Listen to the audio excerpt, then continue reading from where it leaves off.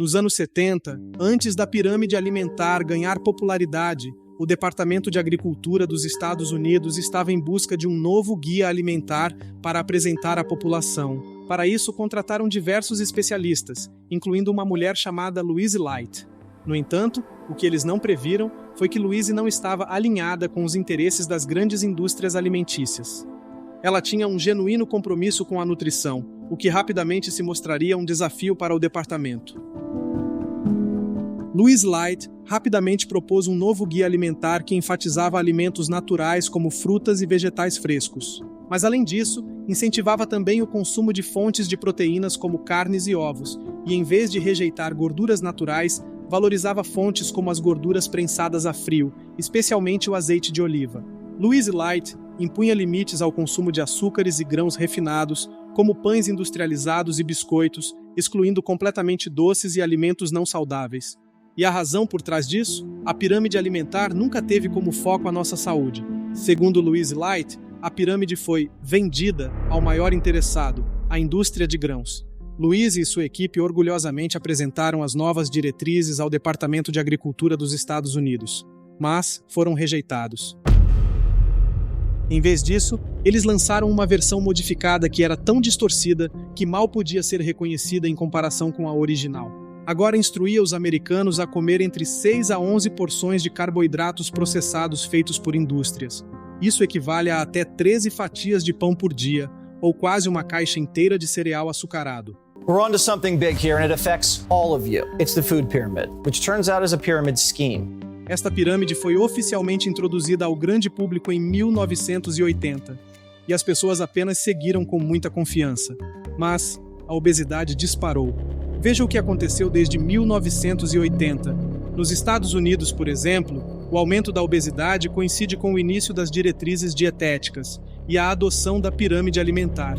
Seguindo-a, uma adolescente de 15 anos, por exemplo, poderia ter um cardápio diário com uma tigela de cereal com leite desnatado e um copo de suco de laranja concentrado no café da manhã.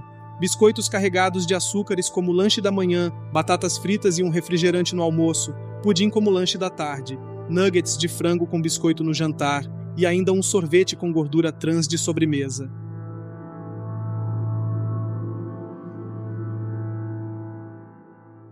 Desde a década de 1960, a Associação Americana do Coração alertou sobre os riscos da gordura saturada para a saúde cardiovascular, aconselhando a sua remoção da dieta. No entanto, hoje podemos notar uma falta de evidências robustas para respaldar tal alegação.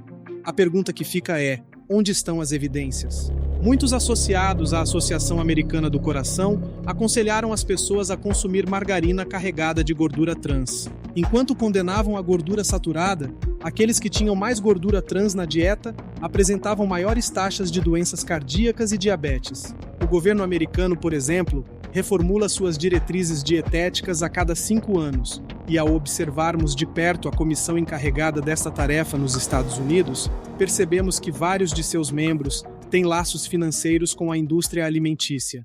Agora, trazendo para o contexto brasileiro, quando uma criança escolhe sua refeição na cantina da escola, as decisões políticas estão por trás das opções disponíveis. Frequentemente encontramos opções com baixíssimo aporte nutricional, ricas em gorduras hidrogenadas, açúcares e outros aditivos nocivos à saúde da criança. Bem-vindo ao mundo real das manipulações e a enganação da pirâmide alimentar. Enquanto a pirâmide alimentar era manipulada por interesses ocultos, o mundo estava à beira de um precipício alimentar. Em meio a este cenário tumultuado, uma verdade sombria veio à tona. A comida tinha se tornado mais uma ferramenta de poder e influência do que um direito humano básico. As nações ricas estocavam, os preços disparavam e no epicentro dessa tormenta estava a União Soviética, à beira do colapso e da fome. Em tempos passados, quase todos os países ao redor do mundo enfrentavam uma grande escassez de grãos, tornando a situação mundial crítica. A produção de soja caiu 7%. O Canadá teve a menor produção de trigo em 10 anos, e a produção de arroz na Ásia foi prejudicada por fortes chuvas. No entanto, o maior impacto foi sentido pela União Soviética, que, devido ao planejamento central ineficiente, encontrava-se à beira de uma crise humanitária. Se não conseguissem grãos rapidamente, enfrentariam fome em massa e instabilidade civil. Com poucas opções, o governo russo se viu obrigado a pedir para os Estados Unidos uma ajudinha, e vislumbrando uma oportunidade de negócio lucrativo, os Estados Unidos concordaram. Com a escassez global, os preços dos grãos estavam altos, tornando este acordo extremamente rentável para os americanos. De fato, tornou-se um dos maiores negócios de grãos da história. Neste contexto, surge uma figura-chave, Earl Butz, conhecido como Rusty. Ele era o secretário de Agricultura durante o governo do presidente Richard Nixon, que estava em campanha para a reeleição. Em uma posição tão influente, Rusty desejava manter seu cargo. Para assegurar a vitória de Nixon, ele traçou um plano audacioso. Os agricultores representam uma base política poderosa em qualquer nação. Eles são responsáveis por cultivar os alimentos mais consumidos, como trigo, soja e milho. Butz sabia que conquistar o apoio dos agricultores seria uma chave para garantir a reeleição de Nixon. Como secretário de Agricultura, ele estava na posição ideal para agradar esse grupo, e assim, pavimentar o caminho para a vitória eleitoral. Naquela época, o mercado de grãos nos Estados Unidos estava engessado por regulamentações rígidas, herança da época da Grande Depressão. Contudo, Earl Butz, o astuto secretário da Agricultura, tinha outros planos. Rompendo barreiras, ele lançou o mercado de grãos em uma nova era. Derrubou os limites de produção, oferecendo para os agricultores a liberdade de cultivar sem limites. E num movimento audaz, ele fez mais do que simplesmente permitir que os agricultores vendessem grãos à União Soviética. Ele os recompensava generosamente por cada venda. E com cada grão vendido, o bolso dos agricultores e a influência de Butz cresciam juntos. Butz tinha a crença de que fazendas maiores eram mais produtivas. Portanto, incentivou a fusão e consolidação de pequenas propriedades familiares. Seu lema era: cresça ou desapareça, adapte-se ou morra. Ele não estava atrás de simples agricultores. Ele queria empresários do agronegócio. E conseguiu. Estes barões do agro se tornaram mais influentes, produzindo mais grãos e acumulando mais riquezas. E, sem dúvida, apoiaram Richard Nixon fervorosamente. Essa estratégia teve seu retorno. Nixon permaneceu por mais 2 anos no poder e Butz por mais 4. Pouco tempo depois, o cenário mundial de escassez de grãos mudou. Enquanto os Estados Unidos produziam quantidades gigantescas de milho, soja e trigo, a demanda soviética diminuía. Os lucros antes inflados dos agricultores estavam em risco. Diante disso surge o dilema: o que fazer com todo esse excedente de grãos? Na tentativa de dar vazão a esse excesso, os empresários do setor precisavam convencer o público americano a consumir mais grãos do que nunca. Porém, havia um obstáculo: a carne. Os americanos consumiam quantidades significativas de carne, um alimento que faz parte da dieta humana há milhares de anos e que é fonte de inúmeros nutrientes essenciais. Como persuadir toda uma população a substituir a carne por uma dieta baseada em pães brancos, massas e cereais?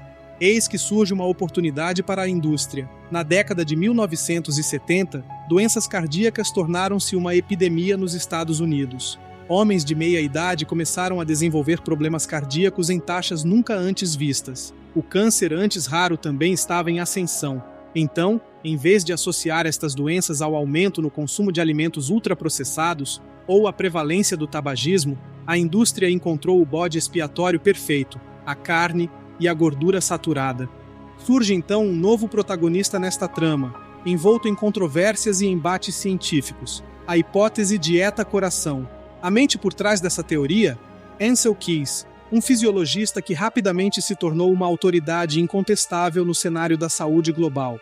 Segundo ele, essa gordura transformava-se em placas mortais que se alojavam nas artérias com a viscosidade de um mingau denso. No centro deste drama, a teoria de Keys mostrou-se incompleta. Enquanto ele focava na gordura saturada, estudos subsequentes revelaram que a formação de placas arteriais é mais complexa do que se imaginava. Fatores como inflamação crônica a nível celular, muitas vezes induzida por alimentos processados pobres em nutrientes, ricos em carboidratos refinados e gorduras trans, desempenham um papel crítico. Esta inflamação pode levar à resistência à insulina e altos níveis de triglicérides. Além disso, as gorduras trans e hidrogenadas contribuem para a oxidação do LDL, tornando-o muito mais aterogênico. Mais do que a quantidade de LDL, a sua qualidade, especialmente quando oxidada, torna-se um fator de risco. Descobriu-se também que as placas contêm uma quantidade notável de cálcio. No entanto, não é o cálcio em si o problema, mas o desequilíbrio causado quando há deficiência de outros nutrientes essenciais, como magnésio, vitamina D e K2, que regulam sua metabolização. Mesmo assim, a ideia de que as gorduras saturadas eram majoritariamente prejudiciais propagou-se, influenciando gerações. Os magnatas do agronegócio, claro, estavam felizes da vida. Aproveitando-se deste tumultuado cenário científico e com as bênçãos governamentais, iniciou-se uma campanha massiva de desinformação. De repente, a carne, alimento ancestral na dieta humana, estava sendo pintada com as cores da morte. Por outro lado, os óleos vegetais e os alimentos processados à base de grãos, muitos dos quais distantes de qualquer origem natural, eram colocados ao status de salvadores. Por trás da campanha de saúde, uma preocupante realidade se escondia. Estudos mostraram que o consumo desses óleos vegetais hidrogenados estava ligado a um aumento nas taxas de câncer.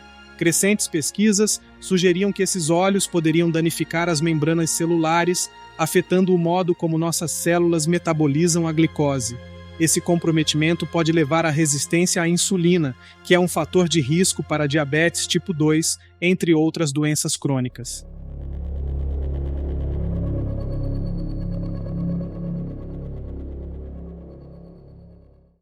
Sob o pretexto destas modernas diretrizes, refeitórios escolares passaram a servir pratos absurdamente carregados de farinhas refinadas, como pizzas e brownies, tudo em nome do cumprimento das novas normas. E os hospitais, templos da medicina e cura, serviam para seus pacientes farinha e açúcar diariamente, tudo supostamente em nome da nutrição. Quando essas novas diretrizes foram lançadas, claro, houve reclamações. Profissionais de saúde disseram que essas diretrizes eram pura pseudociência, mas os grãos e carboidratos, como pilares intocáveis da dieta americana, permaneceram firmes. E como poderiam ser removidos? Produtos refinados, a farinha branca, os cereais matinais, o óleo de milho e o famigerado xarope de milho de alta frutose são os alimentos mais lucrativos. Imagine tentar excluir o xarope de milho de um dos gigantes do mercado de refrigerantes. Seria um confronto direto com os titãs da indústria, e eles não cederiam facilmente. Após anos promovendo a dieta ideal, só que para a indústria, a realidade se impôs. A obesidade disparava em níveis alarmantes. A confiança na tradicional pirâmide alimentar começava a ruir. Era claro que uma transformação se fazia necessária. E em 2011, sob a administração Obama, o cenário mudou drasticamente. O MyPlate emergiu com o firme apoio e promoção de Michelle Obama, integrando sua campanha Let's Move. Apresentado pelo Departamento de Agricultura dos Estados Unidos, essa inovação pretendia tornar as diretrizes nutricionais mais simplificadas e modernas. Com sua imagem de prato segmentado, o MyPlate apresentava uma refeição equilibrada. Porém, muitos questionavam se era um guia genuinamente voltado para a saúde ou influenciado pelos interesses da indústria alimentícia. O MyPlate, apesar de um avanço em relação à pirâmide alimentar, ainda sugere óleos vegetais processados e produtos de grãos refinados. Até hoje, grandes fabricantes promovem produtos ricos em farinhas refinadas, açúcares e óleos vegetais como saudáveis, desafiando a ciência e confundindo os consumidores. O problema é que a indústria alimentícia frequentemente influencia as narrativas científicas. Não é raro que pesquisas na área de nutrição sejam patrocinadas por esses gigantes do setor. Um relatório de 2016, publicado no Jornal da Associação Médica Americana, revelou que a indústria do açúcar pagou secretamente a cientistas na década de 60 para minimizar a ligação entre o açúcar e doenças cardíacas, direcionando a culpa às gorduras saturadas. Hoje, com mais acesso à informação, podemos ver as manipulações do passado continuarem no presente. Portanto, como consumidores e cidadãos, temos a responsabilidade e o poder de pesquisar e de questionar. A história nos mostra que nem sempre podemos confiar cegamente nas narrativas predominantes. É essencial que estejamos sempre informados, buscando a verdade além das manchetes. No final das contas, nossa saúde e bem-estar estão em jogo e merecem nossa atenção. Vamos escolher sabiamente.